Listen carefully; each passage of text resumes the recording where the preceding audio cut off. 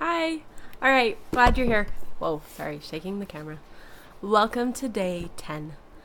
Um, Today, I want to talk a little bit about what I said yesterday about I'm not enough.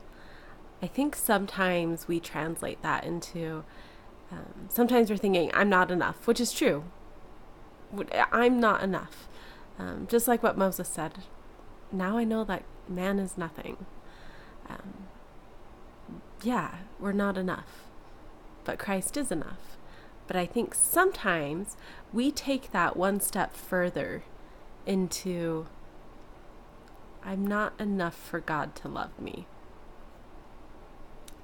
I'm not enough or worthy enough of His love, of His grace, of His patience and kindness and compassion and mercy. I'm not enough for that, I think sometimes is the thought that goes through my head. And I think that it's the human condition, it's mortality. We all had our own personal fall when we left the presence of God. We come to mortality, we have this veil, we don't remember everything, and through all our perceptions of life and all the false beliefs that we accumulate as a little child on up, I think we create the belief system of I know God loves people and I'm pretty sure He loves me, but maybe I'm not enough for Him to really love me all the way. Maybe I'm not enough for Him. Maybe I'm not worthy enough, or maybe I didn't do enough for Him to really love me, or for me to be worthy of His grace, or of His mercy, or His kindness, or His patience, or whatever you want to put in there. Do you think sometimes we think that? I think I do. I think this is what happens sometimes. We have our faith, and our faith can only be in things that are true. Bible Dictionary, thank you, Elder McConkie. Our faith can only be in things that are true.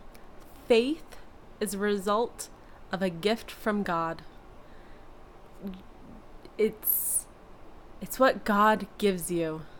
It's not natural to the human condition. It's a result of revelation, however God chooses to give it to you. Belief is something that we acquire while living. And we can believe a lot of false things. We can believe in the way our family has always been, the way we were taught, the way our traditions are, the way our culture is, the way science has taught us, whatever it may be. We may have true beliefs and false beliefs, and they could be totally intertwined together. The thing is that faith and belief can coincide.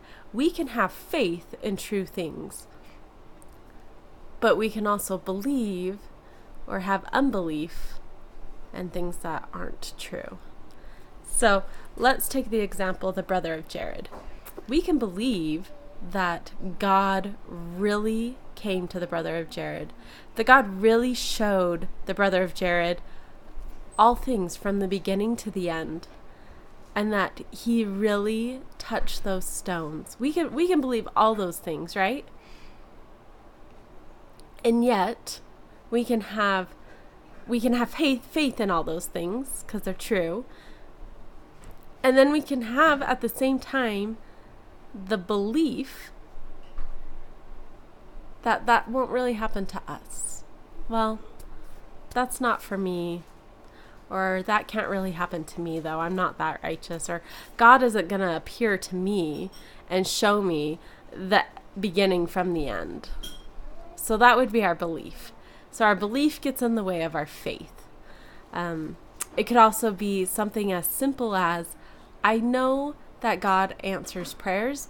I know that He speaks to people. I know He speaks to prophets. And I'm pretty sure He speaks to to so and so and so and so, whoever's in your life, but he doesn't really speak to me like that. So because you have faith that these things really happen, it's true, but you have the belief that it's for everybody else but you. So what do we do about it? Is that where we have to come in and we have to say, okay, I need to kind of make a mental catalog of what is true and where is my belief at? And how do I make these two, faith and belief, match up and come together?